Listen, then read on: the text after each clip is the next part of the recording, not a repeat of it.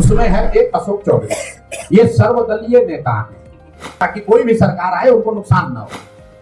दिलीप जायसवाल जिस कॉलेज में कभी क्लर्क होते थे, आज उस कॉलेज के वो मालिक हैं, कैसे बन गए? केंद्रीय मंत्री ललन सिंह ने यह आरोप लगाया कि तेजस्वी यादव उल्लूर जुल्लूर अनाप शनाप बोल रहे हैं ताकि बिहार में उन्हें कोई नहीं पूछे। हम प्रशांत किशोर मोदी के मुकाबले छोटे हो सकते हैं, जनसुराज बीजेपी के मुकाबले दुगना बड़ा दल है, मैंने ये बताया।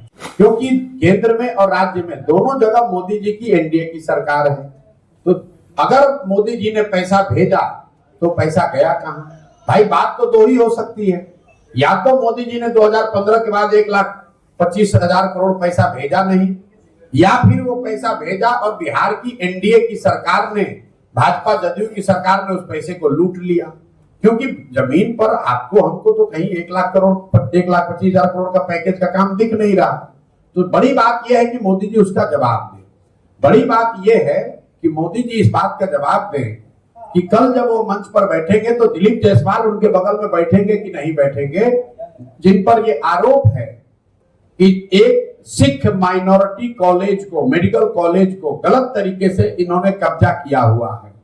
मोदी जी को इस पर जवाब देना चाहिए कि उनके पार्टी के राज्य के अध्यक्ष दिलीप जायसवाल जिस कॉलेज में कभी क्लर्क होते थे, आज उस कॉलेज के वो मालिक हैं, कैसे बन गए? और उस कॉलेज में जो सिखों के सिख माइनॉरिटी एक्ट के तहत जिस कॉलेज की स्थापना की गई है, उसका मालिकाना हक दिलीप जायसवाल के पास कैसे है? और वो अगर प्रधानमंत्री के बगल में बैठेंगे तो उस पर प्रधानमंत्री को बोलना चाहिए। तो किस आधार पर उनका चयन किया गया है? एक तरफ सर अपने आप को आप छोटा बता रहे हैं, एक तरफ आप अपने आप को छोटा राजनीतिक दल बता रहे हैं और दूसरे तरफ इस बात की भी दावा कर रहे हैं कि 1.25 करोड़ लोग जनसुराज से जी बिल्कुल। और क्योंकि मैं अब फिर वही बात, पत्रकारों को जैसे यहाँ पूरी व्यवस्था में सुधार की जरूरत है, वैसे पत्रकारों को भी थोड़ा सुधरने की जरूरत है। हमने अभी क्या बोला? हमने प्रशांत किशोर व्यक्ति को छोटा बताया कि प्रधानमंत्री के मुकाबले प्रशांत किशोर की औकात नहीं है, लेकिन हमने ये कहा कि बीजेपी इसके मुकाबले जनसुराज दुगना बड़ा दल है। जनसुराज अकेले प्रशांत किशोर नहीं है। बीजेपी का परिवार बिहार में अगर 60-70 लाख लोगों का है तो जनसुराज 1.25 करोड़ लोगों का परिवार है। तो हम प्रशांत किशोर मोदी के मुकाबले छोटे हो सकते हैं, जनसुराज बीजेपी के मुकाबले दुगना बड़ा दल है, मैंने ये बताया।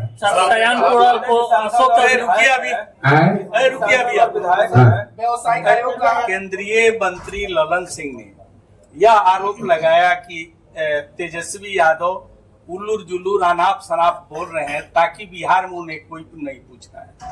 तो ये ललन जी और तेजस्वी यादव के बीच का मामला है। ललन जी और तेजस्वी यादव मिलकर ही तो अभी सरकार चला रहे थे। अभी लोकसभा चुनाव से पहले यही ललन जी तो जनता दल यूनाइटेड के अध्यक्ष थे।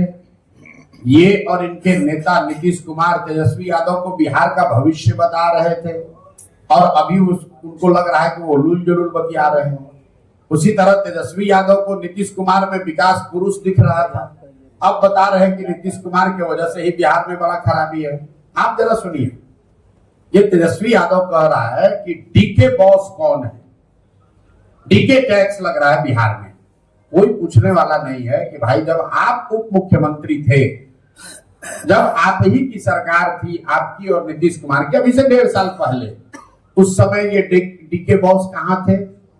उस समय भी ये आदमी मुख्यमंत्री के सलाहकार थे, उस समय भी वही कर रहे थे जो आज कर रहे हैं।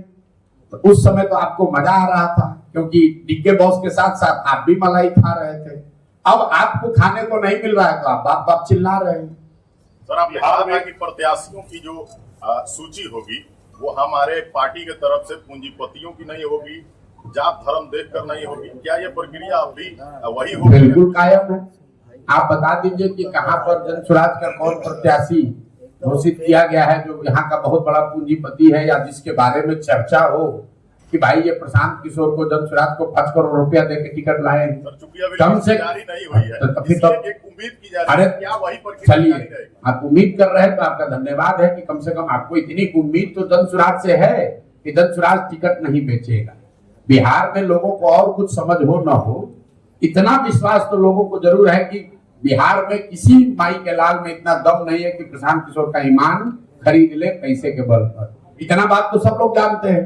तो भरोसा रखिए, जब टिकट बटेगा उसके बाद अगर कहीं आरोप लगा और आरोप में आपको कोई सच्चाई दिखी कि प्रशांत किशोर छोड़िए, जनसुराज में भी किसी ने पैसा लेकर किसी को टिकट दिलवा दिया, ये आरोप अगर प्रूफ हो जाए, आप जिस दिन बता दीजिएगा उसी दिन राजनीति छोड़ देंगे।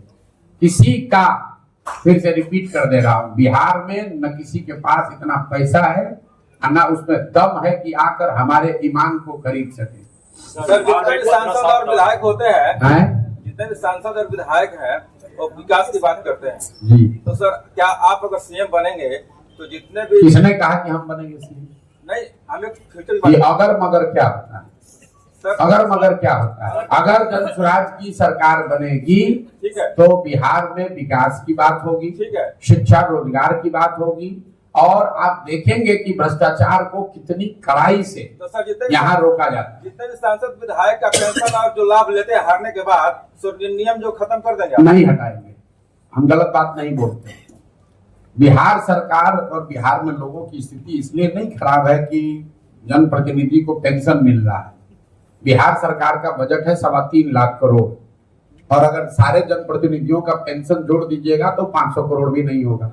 500 करोड़ भी बड़ी राशि है, उसको भी देखा जाएगा, लेकिन उसी 500 करोड़ की वजह से बिहार गरीब नहीं है। आप लोग, इसको अंग्रेजी में कहावत है, missing the jungle for the wood, मतलब जंगल जल रहा है वो नहीं देख रहे, लकड़ी पकड़ के बैठे हुए।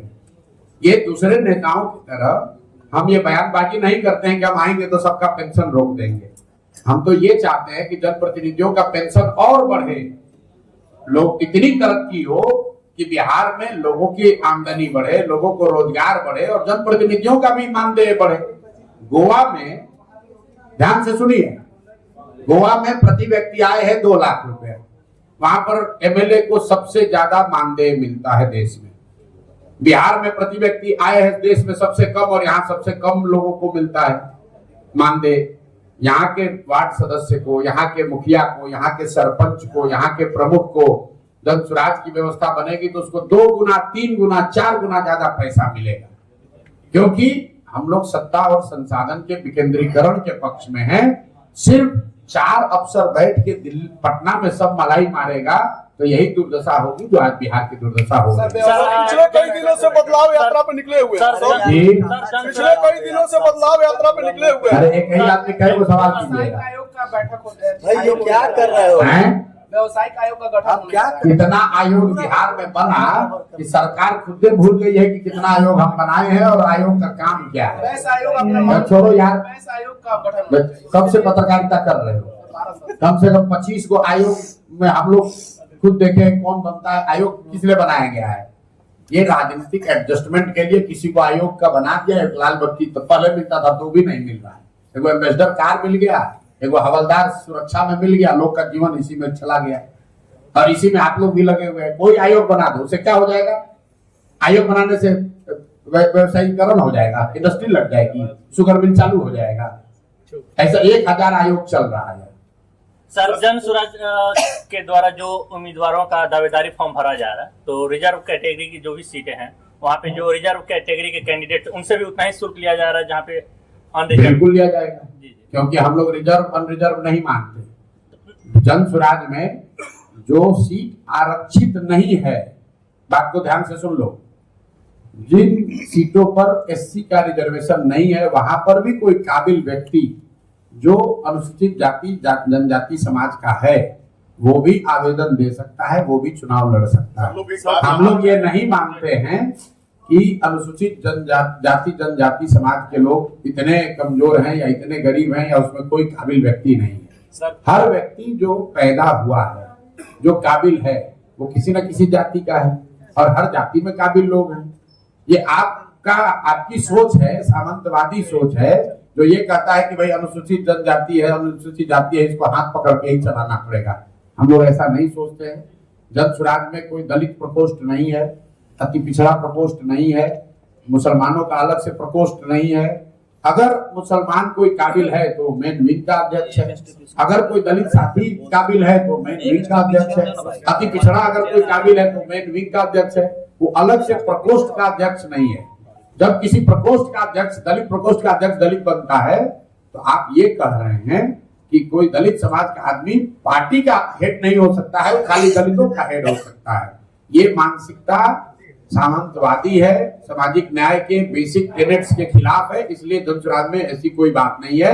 हम लोग के लिए दोनों इक्वल है, दलित समाज के लोग भी इक्वल हैं और सामान्य वर्ग के लोग भी इक्वल हैं। अब आपने कहा 21,000 रुपए की शुल्क की बात, तो भैया सामान्य परिवार में भी को भी ये अवसर है और दलित समाज के लोगों को भी अवसर है कि अगर आपके पास 21,000 रुपया नहीं है तो अपने क्षेत्र के लोगों से लिखवा कर ये दे दीजिए 1,000 लोगों से कि आप इतने गरीब है कि आपको आवेदन शुल्क नहीं दे पाएंगे। तो सामान्य परिवार का भी आदमी के लिए माफ है, मुसलमान के लिए भी माफ है, महिला के लिए भी माफ है, दलित के लिए भी माफ है। केंद्र सरकार ने जनगणना का अधिघोषणा किया है देश में जनगणना कराने की, जी, तो क्या इससे क्या बेनिफिट होगा? देखिए, पहली बात तो आप लोग ये समझिए, हर विषय को आप लोग खाली राजनीतिक चश्मे से देखते हैं। पिछले 2-2.5 वर्षों से जनगणना पर बिहार के पत्रकारों ने इतना चर्चा कर लिया है, हर सवाल के मैंने जवाब ये दिया कि जनगणना होने में कोई दिक्कत नहीं है। जनगणना पहले भी हुई है। आप लोग भूल गए हैं कि पिछला जो देश में सेंसस हुआ उसमें भी जातियों की गणना की गई है, उसको रिलीज नहीं किया गया क्योंकि जो जातियों की गणना की गई तो सरकार को जब आंकड़े मिले तो आंकड़े इतने डिस्टॉर्टेड थे, मतलब वो बिलीवेबल नहीं थे, विश्वसनीय नहीं थे। उसी चीज को सुधार करके अगर फिर से एक बार सेंसस कराना चाहती है सरकार, जातिगत आधार पर तो करा ले। जानकारी समाज के बारे में, समाज के विभिन्न वर्गों के बारे में जितनी ज्यादा जानकारी सरकार या नीति बनाने वालों के पास रहेगी उतना ही अच्छा है। लेकिन सिर्फ जानकारी इकट्ठा हो जाने से समाज नहीं सुधरता। दलितों की गिनती, मुसलमानों की गिनती तो आजादी के बाद से हो रही है। तो आप मुझे बताइए कि अगर गिनती हो जाने मात्र से ही अगर स्थिति सुधरती तो आज कम से कम मुसलमान और दलित भाइयों की स्थिति सुधर गई होती। भाई, बिहार में जातीय जनगणना हुई, उसमें क्या निकला? कोई भी पत्रकार आज तक हमको नहीं मिला पिछले 2 वर्ष में जिसने जातीय जनगणना के रिपोर्ट के आधार पर एक भी सवाल किया हो। जाति जनगणना जब नहीं हुआ था, रोज आके सवाल पूछ रहा है, सर होना चाहिए नहीं होना चाहिए, सर होना चाहिए नहीं होना चाहिए। भाई, जनगणना हो गई, रिपोर्ट में क्या आया? एक रिपोर्ट का ये फाइंडिंग है कि आज भी 35 वर्ष सामाजिक न्याय का ढोंग करने वाले लोगों के राज चलाने के बाद भी 5% से कम दलित और अति पिछड़े समाज के, मुस्लिम समाज के लोग 12वीं पास करते हैं। अब रिपोर्ट पढ़िएगा तब तो ही पता चलेगा। यहाँ रिपोर्ट तो पढ़ना है नहीं, राजनीति करने के लिए सर जनगणना होना चाहिए कि नहीं, अगर आप पिछड़ा में लड़ाई लगवा दिया। भाई, जनगणना हो गई, जनगणना में क्या निकल कर आया? चर्चा उस पर होनी चाहिए, नीति उस पर बननी चाहिए। आप मुझे बताइए कि उसी जनगणना के आधार पर नीतीश कुमार ने 24 नवंबर 2023 को यह कहा कि 94 लाख जो गरीब परिवार इस जातीय सर्वे में पाए गए उनको 2-2 लाख रुपए की सहायता राशि दी जाएगी। आप सभी वरीय पत्रकार हैं, आपने आज तक किसी नेता से पूछा कि भाई ये 2 लाख रुपया कब दीजिएगा? आप लोग तो पूछिएगा नहीं। आप लोग को भी तो खाली मसाला चाहिए। समाज की दुर्दशा क्यों है? क्योंकि बताने वाला और पूछने वाला दोनों को विषय से मतलब नहीं है। भाई, जातीय जनगणना हो बहुत अच्छी बात है, लेकिन उसका फायदा तब होगा जब जातीय जनगणना में जो रिपोर्ट आए उस पर काम हो। आप लाइब्रेरी में जाइएगा, उसमें बहुत किताब है, तो उससे उसको पढ़ के न्यूटन आइंस्टीन हो जाइएगा। जब तक उस किताब को पढ़िएगा नहीं, जब तक उसको समझिएगा नहीं, तब तक किताब को देखने से क्या हो जाएगा? लाइब्रेरी में हम जाएंगे तो हम विद्वान हो जाएंगे। लाइब्रेरी में जाकर हमें पढ़ना पड़ेगा, उसकी समझ बनानी पड़ेगी। तो जातीय जनगणना हो, इसमें कोई नुकसान नहीं है। समाज के उन वर्गों को भी जिनको ये डराया जा रहा है कि जातीय जनगणना से तुम्हारा नुकसान होगा, उनको भी मैं कहता हूं कि आपको डरने की जरूरत नहीं है। ये सिर्फ जातीय उन्माद फैलाकर राजनीतिक रोटी सेकने का प्रयास है।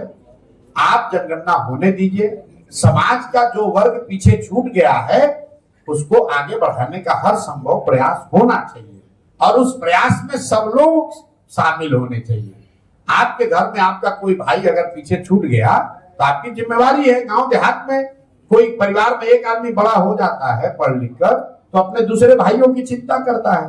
तो ऐसे समाज में राष्ट्र के स्तर पर, राज्य के स्तर पर भी जो भाई बंधु अगर कोई पीछे छूट गए, उनको आगे बढ़ाने का सकारात्मक और ईमानदार प्रयास होना चाहिए। सिर्फ गन्ना के नाम पर एक दूसरे को लड़ाना नहीं चाहिए। पवन सिंह और मनीष कश्यप में आपके जनसभा में शामिल हो रहे हैं, इस पे क्या कहेंगे सर? भैया हमको तो नहीं जानकारी है, हम तो सोशल मीडिया के पे पूरा चल रहा भाई है। सोशल मीडिया पर तो ये चला कि 2025 में चिराग पासवान 243 सीट लड़ रहे हैं। सोशल मीडिया पर तो ये चला कि नीतीश के लड़के राजनीति में आ गए। सोशल मीडिया में सुनिए तो बात, सोशल मीडिया में चला कि लालू जी अपने लड़के तेज प्रताप को छोड़ दिए, हटा दिए, परिवार और पार्टी से हटा दिए। तो भाई सोशल मीडिया के न्यूज के आधार पर तो सब चीज नहीं दुनिया चल सकती है। तो शामिल नहीं हो रहा है। जब अगर शामिल होंगे तो खबर आपके पास आएगी। उस दिन भी हमारा मुंह खुला रहेगा, उस दिन भी आप हमसे प्रतिक्रिया ले सकते हैं। आपको पता नहीं है शामिल हमको नहीं मालूम है।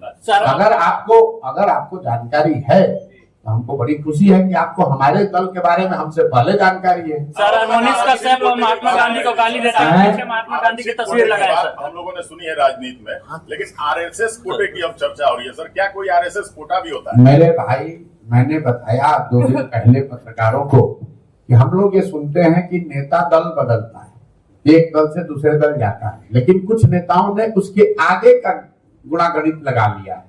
उसमें है एक अशोक चौधरी, ये सर्वदलीय नेता हैं। ऐसा मैंने दक्षिण के राज्यों में देखा। आपको बता देता हूं, आप लोग दक्षिण के राजनीति को इतना क्लोज से नहीं जानते होंगे। दक्षिण के राज्यों में ऐसा होता है कि परिवार के अलग अलग सदस्य 2 या 3 पार्टियों में रहते हैं ताकि कोई भी सरकार आए उनको नुकसान ना हो। तो अब अशोक चौधरी जो है ये बिहार के पहले सर्वदलीय नेता हैं। इनके बाबूजी कांग्रेस में, ये खुद जदयू में, बेटी लोजपा में, दामाद आरएसएस भाजपा में, और अभी कुछ दिन में सुनिएगा कोई भाई भतीजा भांजा भगीना बचा होगा वो अब राजद में रहेगा। सरकार किसी की बनेगी, अशोक चौधरी का परिवार सत्ता में ही रहेगा। तो ये सर्वदलीय नेता हैं, इनके लिए कोटा या हो ना हो ये कोटा ये लोग खरीद लेते हैं। जहां कोटा है वहां कोटा ले लिए, जहां कोटा नहीं है तो पैसा देके खरीद लिए।